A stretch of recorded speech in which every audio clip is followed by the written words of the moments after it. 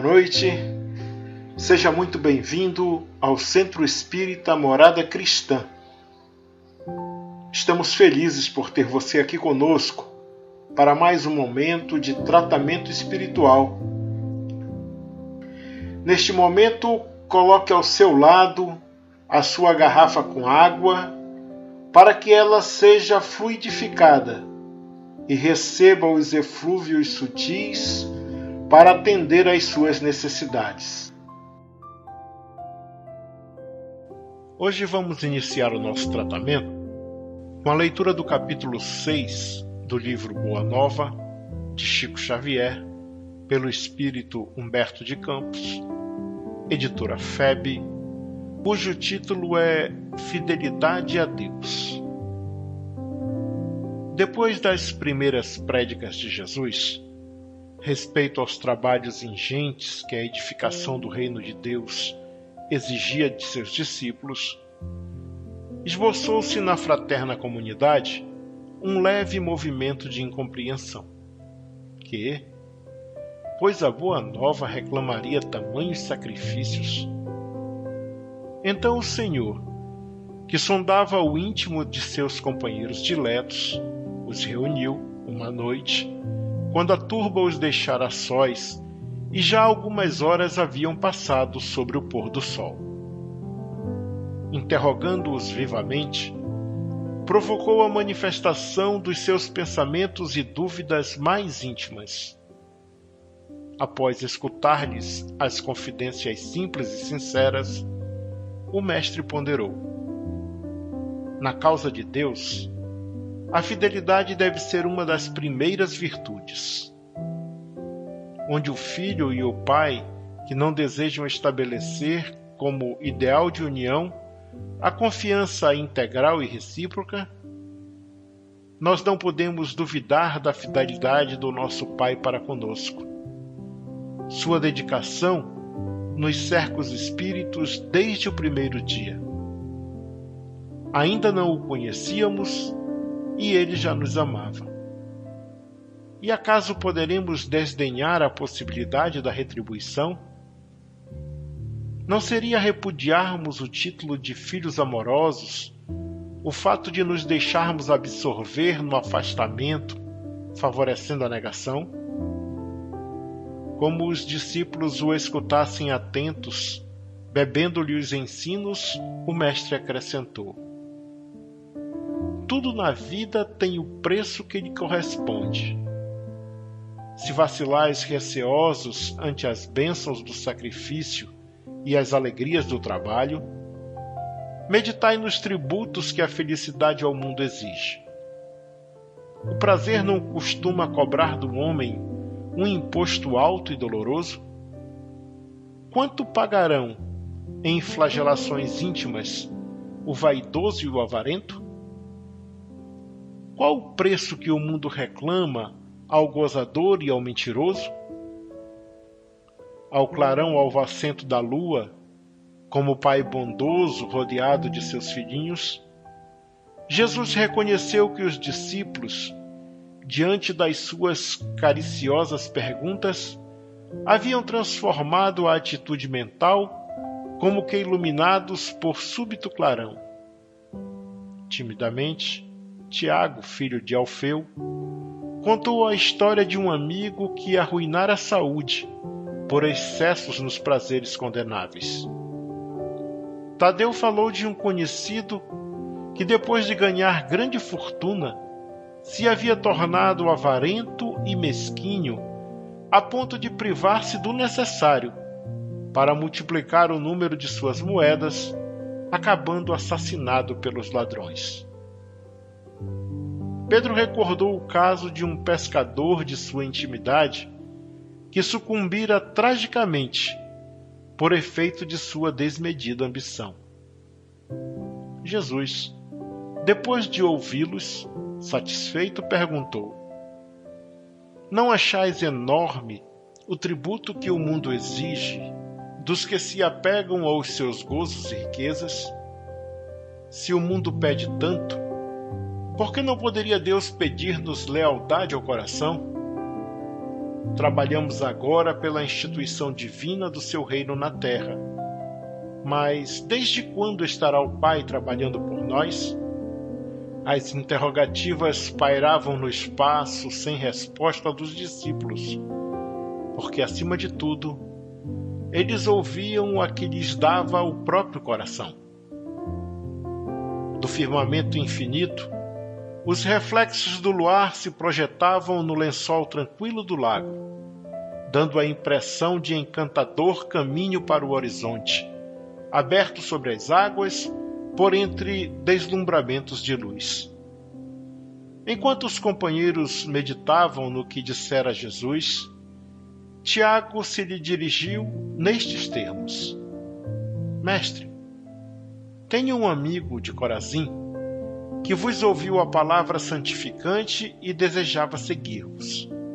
Porém, asseverou-me que o reino pregado pela vossa bondade está cheio de numerosos obstáculos, acrescentando que Deus deve mostrar-se a nós outros somente na vitória e na ventura.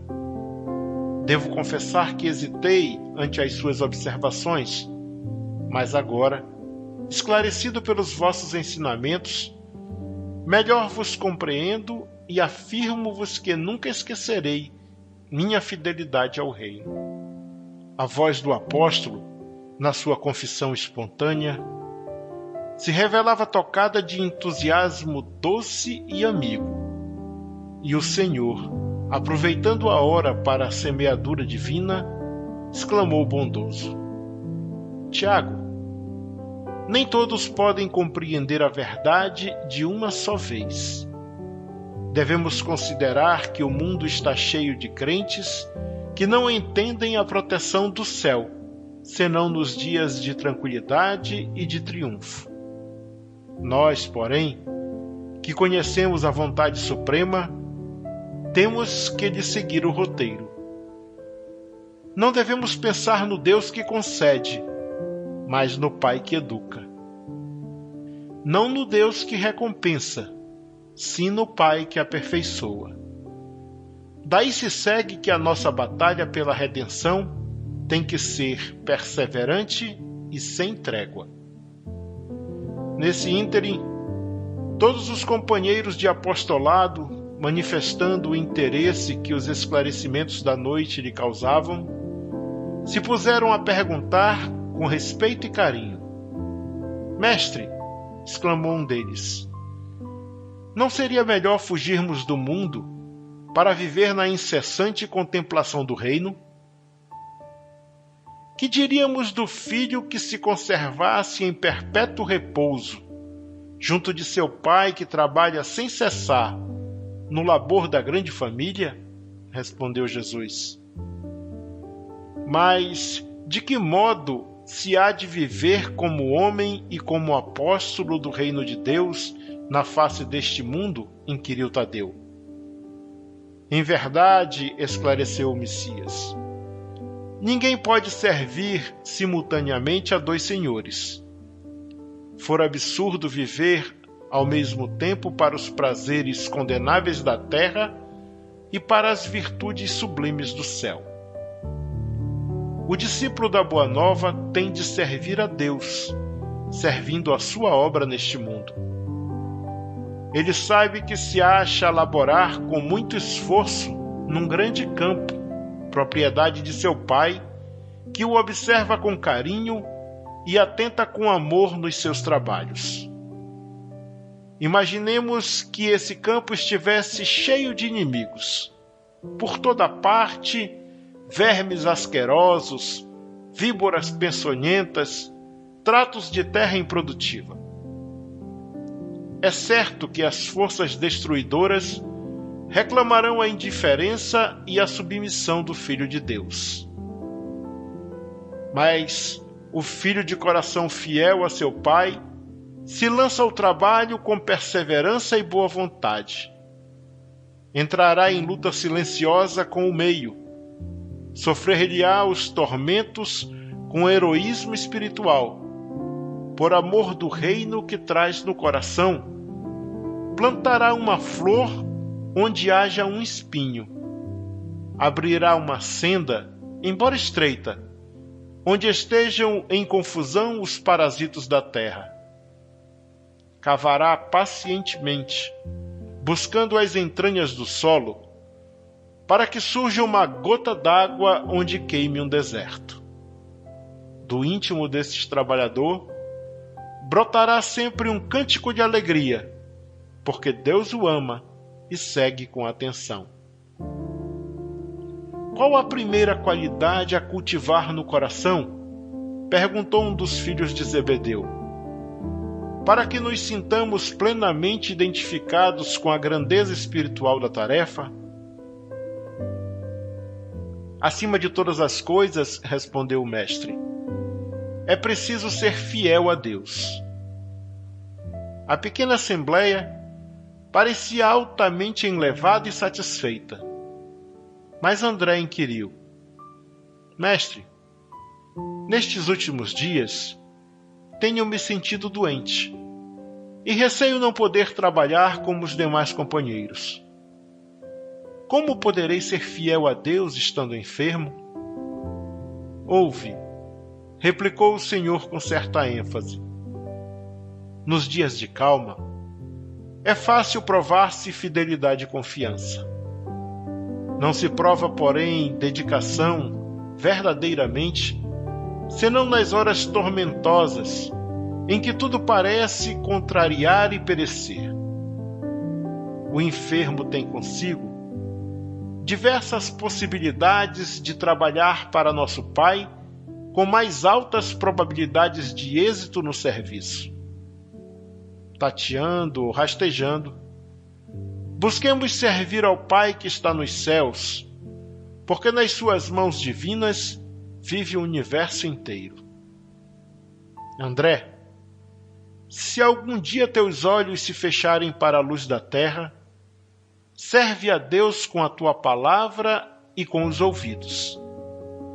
Se ficares mudo, toma a si mesmo a charrua, valendo-te das tuas mãos. Ainda que ficasses privado dos olhos e da palavra, das mãos e dos pés, poderias servir a Deus com a paciência e a coragem, porque a virtude é o verbo dessa fidelidade que nos conduzirá ao amor dos amores. O grupo dos apóstolos calara-se, impressionado ante aquelas recomendações. O luar esplendia sobre as águas silenciosas. O mais leve ruído não traía o silêncio augusto da hora. André chorava de emoção, enquanto os outros observavam a figura do Cristo, iluminada pelos clarões da lua, deixando entrever um amoroso sorriso. Então, todos, impulsionados por soberana força interior, disseram quase a um só tempo: Senhor, seremos fiéis. Jesus continuou a sorrir, como quem sabia a intensidade da luta a ser travada e conhecia a fragilidade das promessas humanas. Entretanto, do coração dos apóstolos jamais se apagou a lembrança daquela noite luminosa de Cafarnaum, aureolada pelo ensinamento divino. Humilhados e perseguidos, crucificados na dor e esfolados vivos, souberam ser fiéis através de todas as vicissitudes da natureza e transformando suas angústias e seus trabalhos num cântico de glorificação sobre a eterna inspiração do Mestre, renovaram a face do mundo. Assim seja.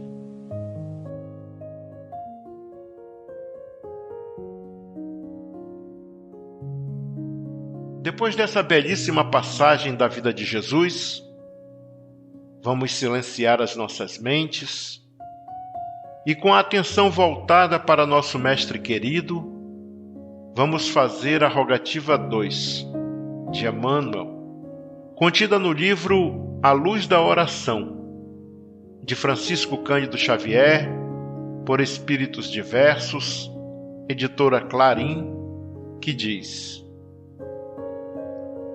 Senhor Jesus, associa-se a nossa voz a todas as súplicas que te rogamos a bênção de amor, a fim de que possamos trabalhar em harmonia com os teus superiores desígnios.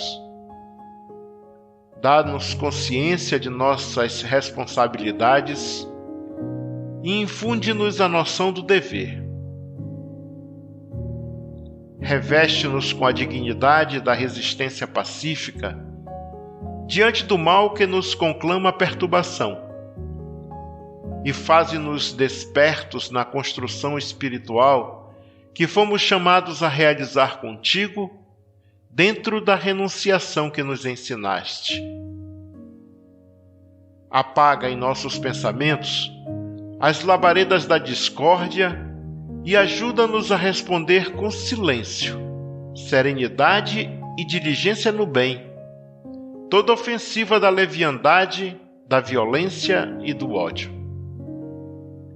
Instila-nos a coragem de esquecer tudo o que expresse inutilidade e aviva-nos a memória no cultivo dos valores morais indispensáveis à edificação de nosso futuro.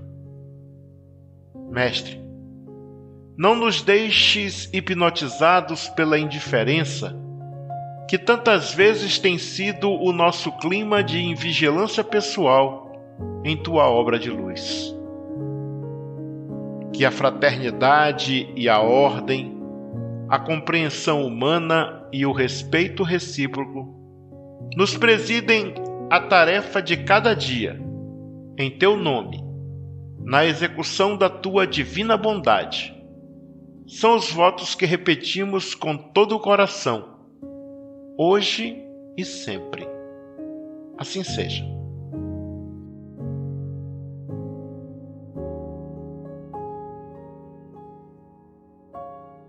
Agora, meus irmãos, vamos nos recolher em prece, agradecendo a Deus por nossas vidas e pedindo os recursos necessários para nos tornarmos verdadeiros cristãos. Este é um momento de prece e reflexão sobre a passagem evangélica que foi lida e quais mudanças devemos operar em nós mesmos para nos tornarmos autênticos discípulos do Cristo. A partir de agora, você que está nos ouvindo deverá fazer as suas preces em seu favor, em favor de sua família e em favor de todos aqueles que você se comprometeu em auxiliar com suas preces e vibrações positivas.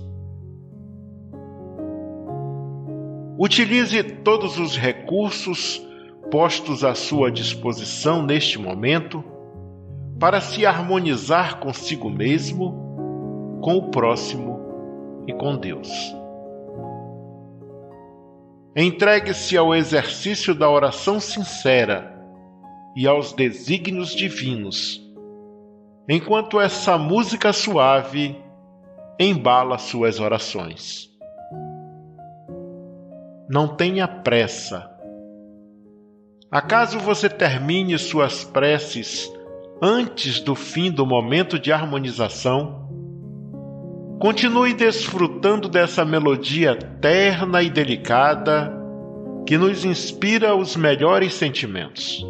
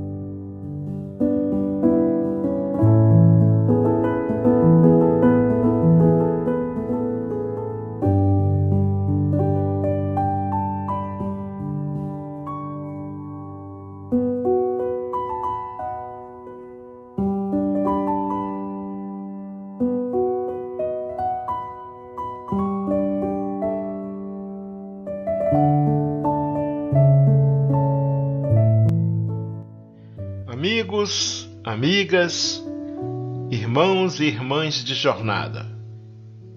Chegamos ao final de mais um momento de tratamento espiritual por meio de preces intercessórias do Centro Espírita Morada Cristã, pedindo a Jesus e à espiritualidade irmã e amiga que nos ampare e nos sustente, que aumente a nossa fé, que nos dê serenidade e nos conserve humildes, que nos tire da acomodação e nos ensine a estarmos sempre prontos e prontas para mudar para melhor, com um coração sereno e puro. Nos vemos na próxima segunda-feira, se assim Deus permitir. E que nessa semana de trabalho e estudo possamos espalhar amor, paz, luz e praticar a caridade, porque, como sabemos, fora da caridade não há salvação. Fiquem todos e todas com o amor de Deus. Um abraço fraterno e até segunda.